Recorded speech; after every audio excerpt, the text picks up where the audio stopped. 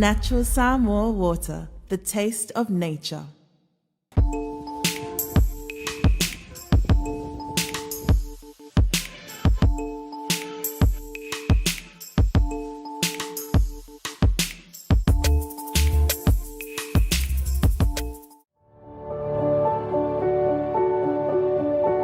Unwind your busy day with a cup of royalty. Royalty. Complete satisfaction with every sip.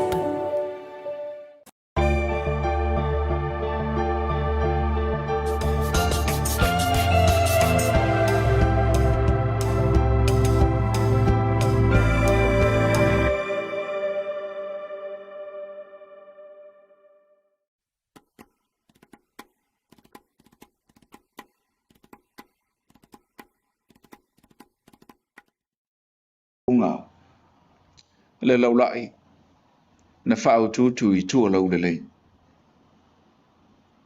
O lea ua soli ata le la, le ai ele I whano ele ele. A wā o e na le mātai sau mo le tua, whaavai iei le malo tuto tasi o Samoa. E te lave manino ma e lave I aba. E a le tū la vau he. E le nei tae au li unga lua e. Mātou te whātalo whalo I atu. E le pau o le nei maru. Le maru te we. Pa ia o sao nei. E le sumai alau sunga le teitai o sao ninga. Nau sunga ma au motu. Pa ia lea whātalo le lei. Ia awa whaafenga I taulangi o ao whaalupenga. No manu I so se whatawhai taulanga I le tunu. Au wā Samoa. Malona malo. Whaatalo whātu lau whionga I tamaita I su pālimia. Lau sunga mun pola. Whaatalo whātu fo I pa ia o kāpeneta ua. Whāpenao na whiong papa ao. Mātou whaatalo whātu mo le awa ili. A whio mai o minisala o lango. Ia e whapea fo I whaururunga o mtanga aduenga. A special greetings and good afternoon to Your Excellency, Will Robinson, Australian High Commissioner to Samoa. Thank you, Your Excellency, for being here. Le whaafonga tāpo I mai o si o tātua tunu I tawhai fia. E le ngata I Samoa nei, a whapea fo I atunu mamao, wa o tu I le nei whaasalalonga tu sao. Mai matangi ala lua nei I pia. Pa ia wā la fio tama maulatu, a inga maulatu tama. Leu songa atu mungu pule I tu au malataua. A inga I le tai ma le paa fonti. Pātulo te fōi tāpo inga lau fionga I lau malu le malo. Mal misio fōi whapea fōi sui le fono si tō fia. Mātou te whātalo whātu fōi. E le tāpo inga lau fionga le li pālmi o le teitai fono. O le komiti o tāpenanga o le tuto tasi le ono sifulfata usanga. O lo tāpo I mai I New Zealand. Ia fia mai. Tala mai au. E le sauninga alo ia nei. Mo le te tala alo ia. O le whaailonga. Ma le sini au tue au ia I tāpenanga. O le komiti o tuto tasi. Mo le whaailonga ina o le ono sifulfata usanga. O lo tātou malo o tuto tasi. Ia yuni lo naso mo mua. O te tapai man whaloalo, lau sunga I le whawhengainga, sunga maunga, mo le amatainga o le nei sauninga.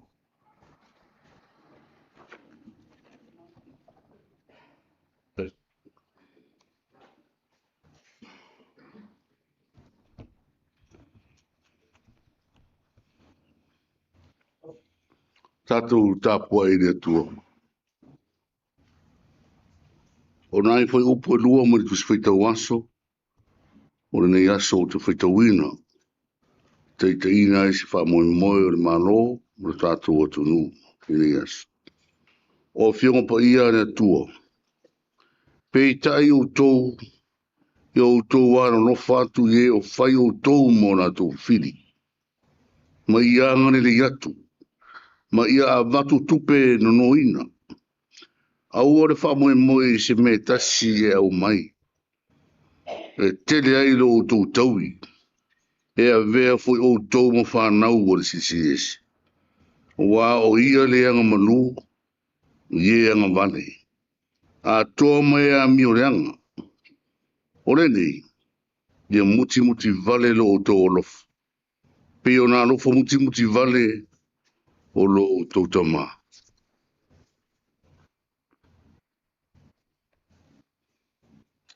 O nai mawhauwhaunga. Mō ni yaso.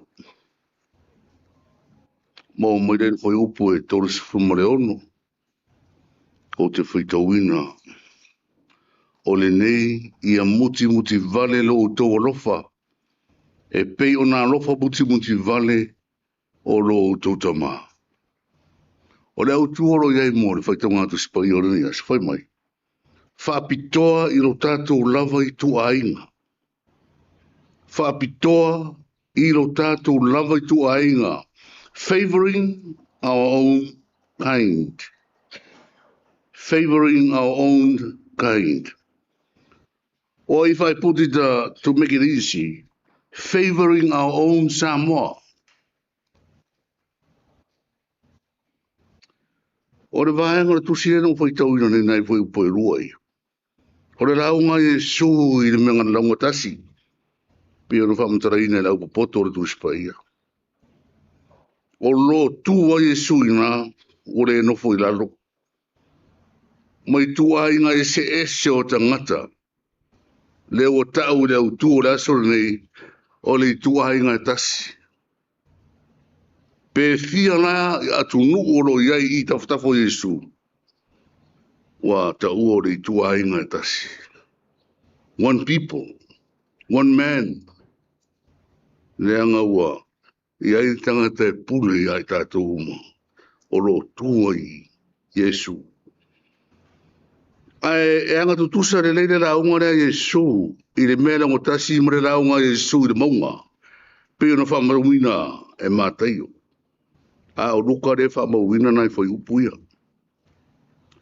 O lewa amata o na ti mai. Yesu i lo na uso.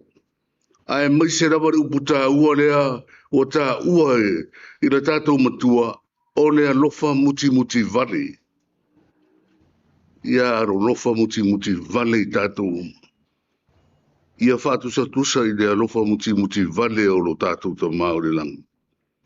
O ia na nā o le puno le alofa muti vare. O le nganga fo i nā upu Yesu i lo nā uso. O ao onga Yesu le anga e a le ilo le alofa muti vare. O le tā uoro lato muni a Yesu. O le ao ngā atoa tauta langa ma vā venga mea uma e whai Yesu. Pe a fua moa le ato tu vare o le alofa. Oire, muti vale o le alofa. Le ala o whapito au ngafa rawa, nana tauta langa inai, whai upu i e loa. E au mai ai le nganga. O lo au mai whai mai o le tūra whonu moni leo le alofa. The law of love is well defined in these two verses. Anu le alofa. Tula fono le alofa. Ia muti vale. Awa fori na le alofa. Le alofa fori na paita e au ai umare so ta yon tara. E lusua vai ngo fi. Ne ai. O le muti vale e fawa vau. Fawa vau. Le fo avele le launga Yesu le anga o le tuai nga e tasi mo le mau ano le tafu. That's one people, one person, one world. Tasi ana tangata na whaia le tua. Tu sa lava pere tari tonu rito tele le larolangi le tua. Ai o le atua na whaia na ola. O le atua na maa nawa yonu pona isu. Maa fuai le ono tangata uma. Ia ta tia ia. Le au sooma. O ai tangata ia. A tātu wane le. Le au onga tā ua. Pea le tu Yesu i mara unga mai a Samoa. Samoa Yo to waro lofa muti vale. Pei o nā lofa muti vale lo tātou atua. Ia i tātou. O a mea uma tātou te whai. Ia whāroa i tamai a lofa muti vale. O ia na au maia le. Le mea nofa na mo tangata sa mo uma. A muti vale le tangata sa mo. Le lofa le tangata sa mo. E le to iai se whesiringia.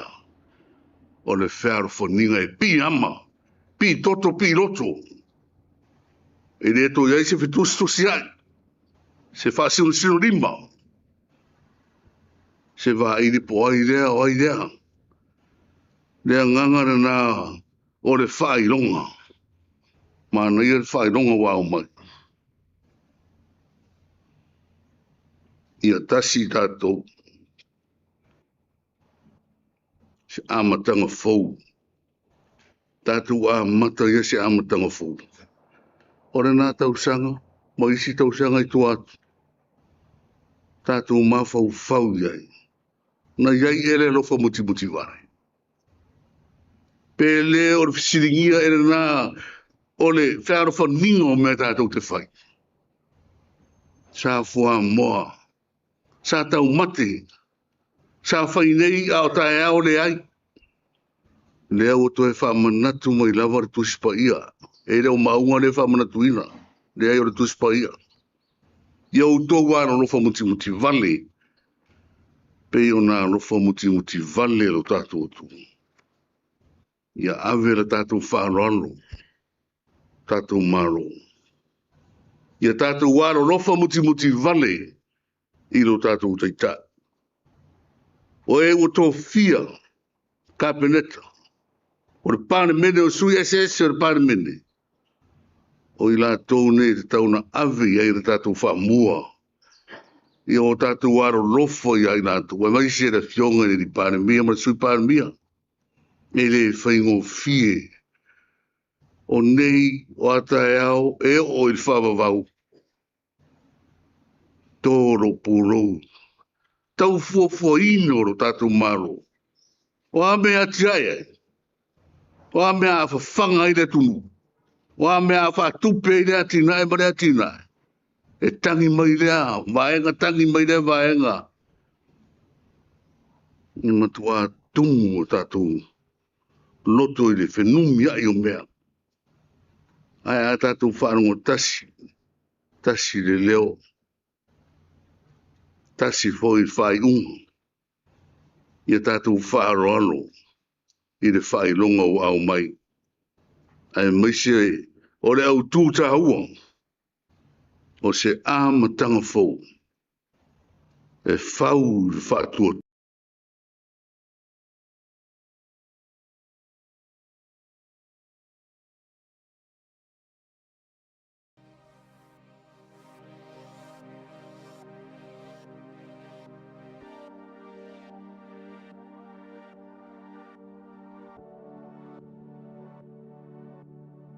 Ai maise o le au tūta ua.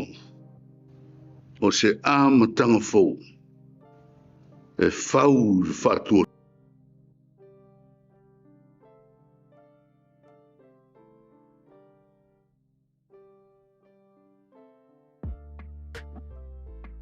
Pai longa o au mai. Ai maise o le au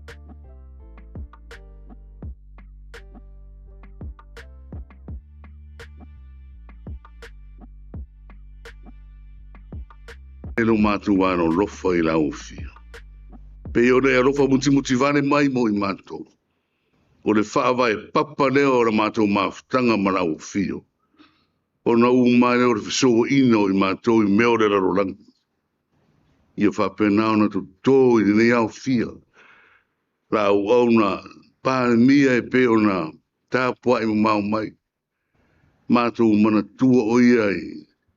I mai wa fia i rona tino, le tuono mātou tama. E le ai se mea e whainga tai ro mana. Wha mawhana whana le nganga la o fio moi. Ina ia whapenao na ia tāro fire mu. U mauro na soi fua mano na ola i u aonga le lei. Tā puai mnu ia foi le sui pāra mia mara kāpeneta. mai se le malo mo le atunu mātou tu tā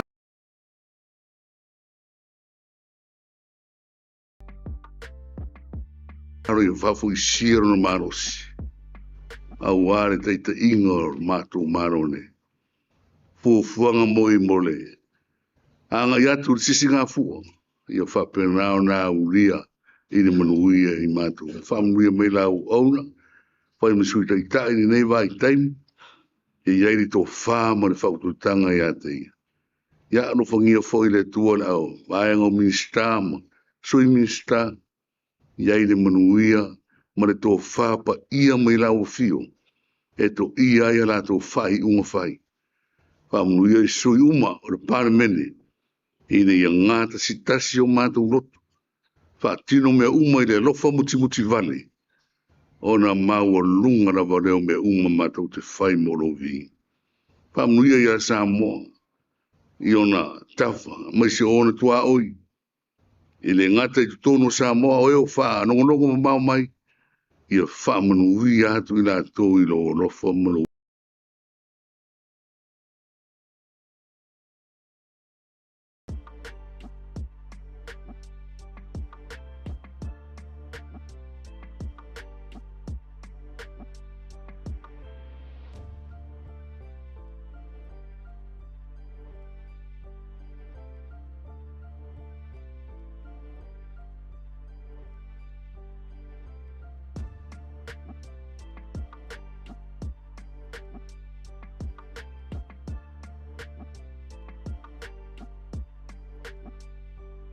Mātou toma, Yesu ke riso le ri whao, mene nganga pa ia ro mātou whasosoa.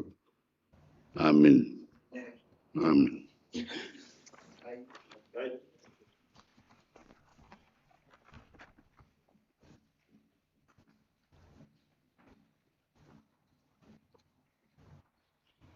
Wa whonga langi le taulang si tia. Pe ona vea i le sunga i whawhenga inga maus taulang. O stein, ona o hatu lea sa mātou whawhitai. I lea wa male whaaloalo o te tāpaila o whionga i te maitai sui pālmia, lau sunga moli pola.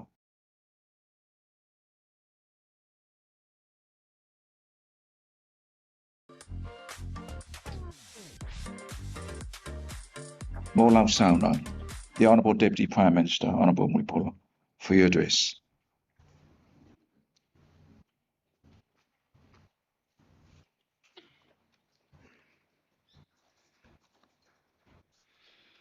Lausunga te ita i o sauninga, lausunga maunga mot. Le tapua i whaafonga mau mai e le fionga le te ita i o le atunu upo le fionga le pālemia. O le fionga fo i o te ita i fono le whaamoe moe o le tātou tuto tas. A fionga i minister o kabineta, whapea minister lango lango. Tātou paanga mai whafo, Your Excellency, Ambassador Will Robinson. Paululunga tā ngā luenga, ma whaala potonga tu maoti. Le paia sa wo o Samoa i on tūlanga whalupe. O paia whaale atunuu, o paia whaale malo. Ai au lava whaalupenga, i paia o le atua. A wale au whai ngā luenga titofia le atua. O lo ono no manu mo Samoa. I so se fata whaitau langa i le atunu. O te whaapa i atu ma le anganga whaaloalo. O lea wa e mo le wila lau le lei, mautu i atu lulunga whanga malama o manu whaaifo mai langi. Walongo fo i tulu i pai o whaasuanga. Le wa whaalanu ma ave ave a wala tātou whaafitai. Al tātou sao ya manu vau. E ala le tātou taulanga o sile nei aso. E peo na sau noa i ai le taitai o le sau ninga. O te tā ofi, o le langi soifua lea o le anga le lei le whaatua o ia, o le atua i le fōlaunga asi o tātou atunu. O le aso le a tātou moli mawina ai le taunu unga, o le filfilinga sa ngafa ma le komiti o tā penanga le tutotas. Mo se whailonga ma se sini au tū, e au iai le whamanatuina o le ono sful whātau sanga o le tātou tuto tasi i le tau sanga le nei. Le nei ngā luenga sa whāsalau whalawa i tele i le tūlanga whātau wā. Le awa noa mo so stangata Samoa o loa lala i Samoa nei. Ma so se tu o le lalangi e tu ina mai lo lātou sao. E se fulu tasi le au whai o tālu sanga sa tu ina mai, ina ua tāpunia le tauvanga. Na ngā lulue ai leo le komiti e ilo tālu sanga, e tusa mā la fua sa whata oto, e tongi ai le nei tauvanga. Sa whatu langa i foi, ma wha maonia le kāpeneta, le whailonga tupe, e tolu wafe tāla, e tu uina i le tālu sanga o le amanu malo. O se taimi a muli e pei ona whaatulanga ina le tātou pōkalame.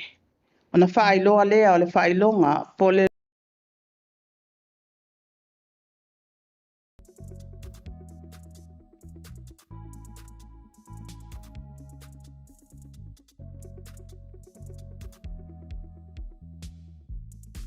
loko.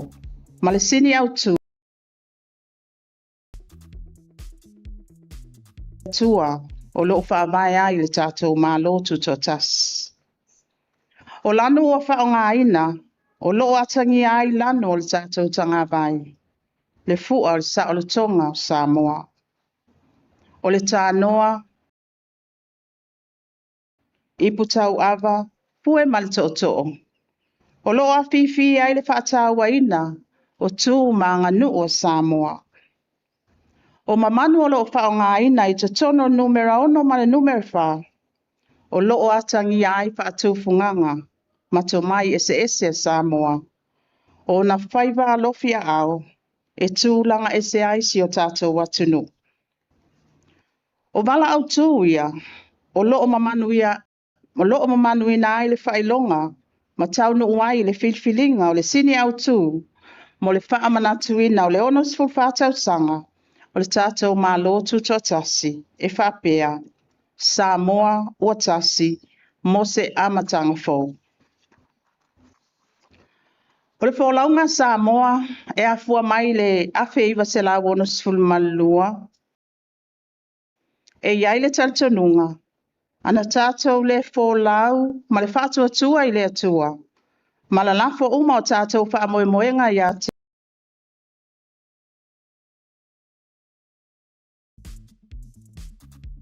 te ia, e whaatonu wholau mai, tātou tele au lia, lo tātou onos fulwhātau sanga. O le tātou wholaunga foi, e whaawau le lumana. Tātou tā ofi whatas, ua na o le atua tātou te whaatuatuaina, na te taita ia, Samoa, malona malo, i le manuia, ma le saonga le mō. Peitai, e maupopo, ma mapo le tātou whaamoemoe, pe ao tātou pe oi oi ai. Ma ngā lulu e whatas, mo le manuia o Samoa. O le moe moe fōu, o se amatanga fōu, tātou te la lafo lava i le atua, o ia na te whaapale pale mai. O le sui ua manu mālo i le taubanga, o se tama whanau a Samoa. O lo onofo, manga lua i Samoa nei. Le susunga ia Jack Olaf Lafoa. Ama spati.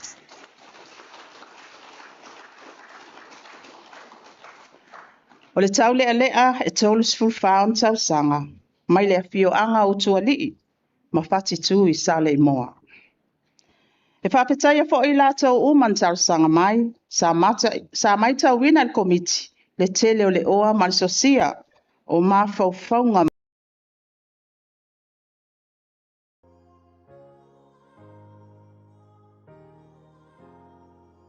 ma whaupunga.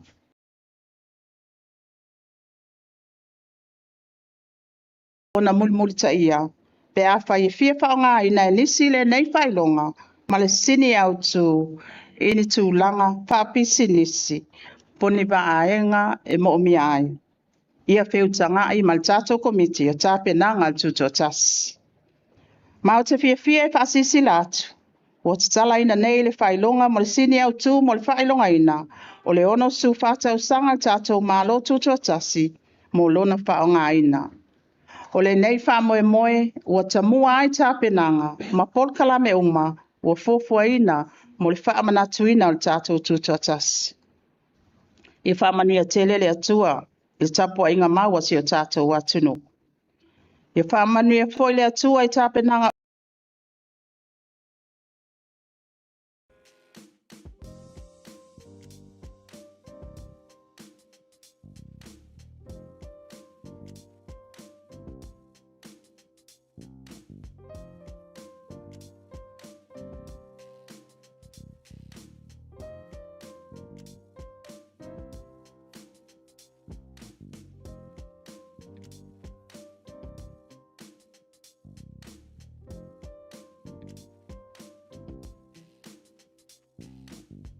I tapua inga maua si o tātou atunu. Tuina o le ono, a total of 11 submissions were received and carefully considered by the committee. A price of 3,000 tala was approved for the winning entry. The winning logo reflects Samoa's journey as a nation and highlights the pillars that uphold our democracy, our Christian faith, and our culture and traditions. The colors represent our national identity, while the designs decorating the number six and 4 showcase the creativity and technique of our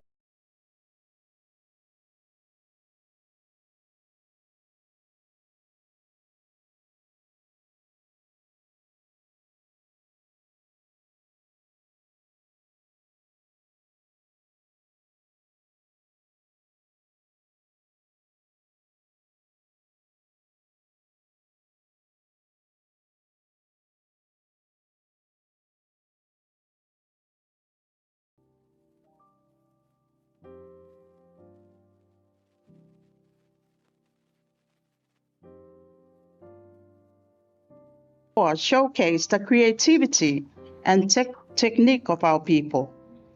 And these themes reminds us that unity is our strength. The challenges we face today are complex and constantly changing, often shaped by forces beyond our control. Yet, through faith, unity, and solidarity, we can overcome these challenges and move forward together with confidence and hope. I am pleased to officially announce that the winning logo and theme for Samoa's 64th independence anniversary were created by a proud son of Samoa who lives and works here at home, Mr. Jack Olaf Lafoai, a young man from the village of Otuali'i and Fatitu Salemoa. We extend our sincere appreciation to all who submitted entries.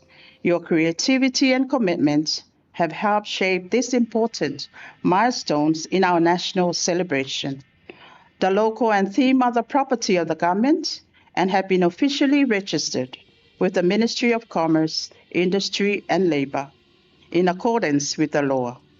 Any intended commercial use must follow the proper procedures and receive prior approval from the Independence Committee. In this spirit, I am honored to officially launch the logo and theme for Samoa 64th Independence Celebration. Ia ole a o mia loa ia. Ia e te tala loa ina ai le tātou loko i lana countdown.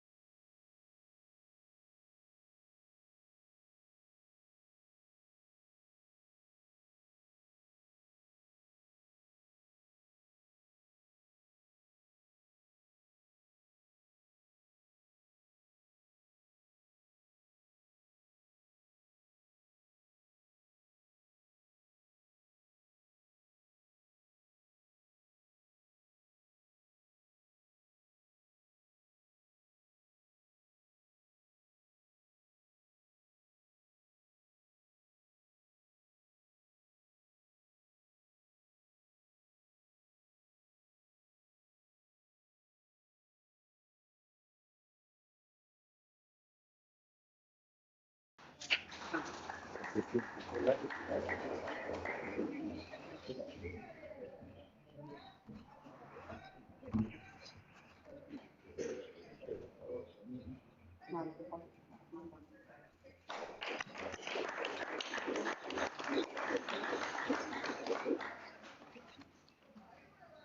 leo tātou taunu si ui o le tātou whamoemoe.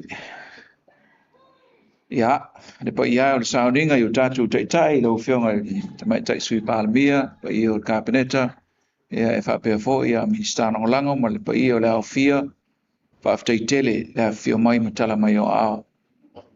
Whai fo ilo mātou leo mole tuai e whai masui o le whionga i le te mai tai sui pālamia, ia o le taitai whono fo i o lo tāpoi mai, ma whapena fo i taitai whono o sa komiti e whionga i minister.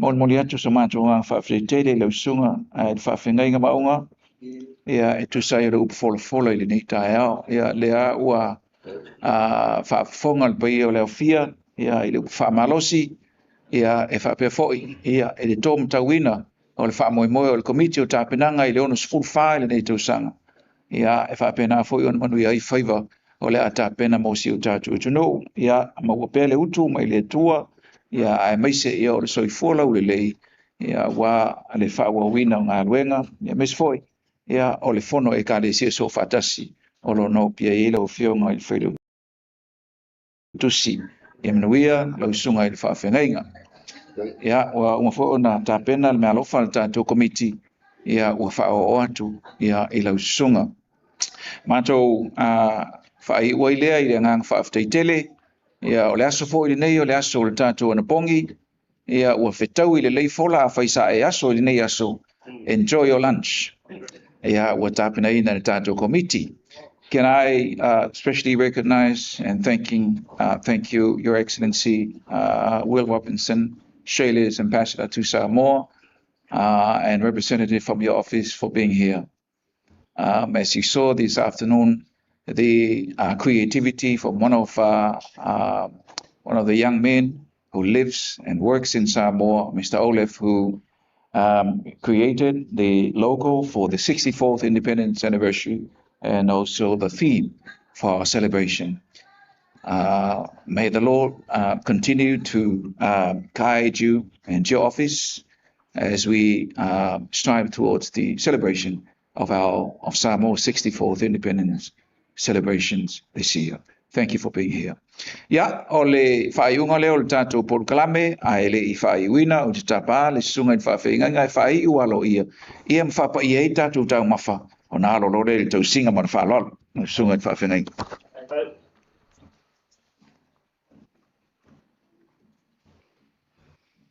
Tātou whai tālu. Whawhteitere le tuaro e whaamata mata pē mātou rau mātango fie, e ala I nei mea rofa I le atari. Mātou tui nao pere di hinga whaasirisiri o lau fio. Sa uni mātou e taria o mea rofa ritino, ia whapahia le anga le lei mana au foa. Mātou ai mana tua e pere o rofa I su, tu mau I mātou rungo marawa. Le mnui o ele tuare te mare alo mana nganga sāne I whawavau rawa. Amen. Nui tele toenga o nei asu whai ngā ruenga, e fo I le tua I le masinga mo. Ngā ruenga o whenga ia I. Most natural waters are special. Something goes in there, comes out different. Natural Sambo water, the taste of nature in a bottle. Skipper Tuna is the healthier choice for you. It's nutritious tuna flakes, packed in easy open cans.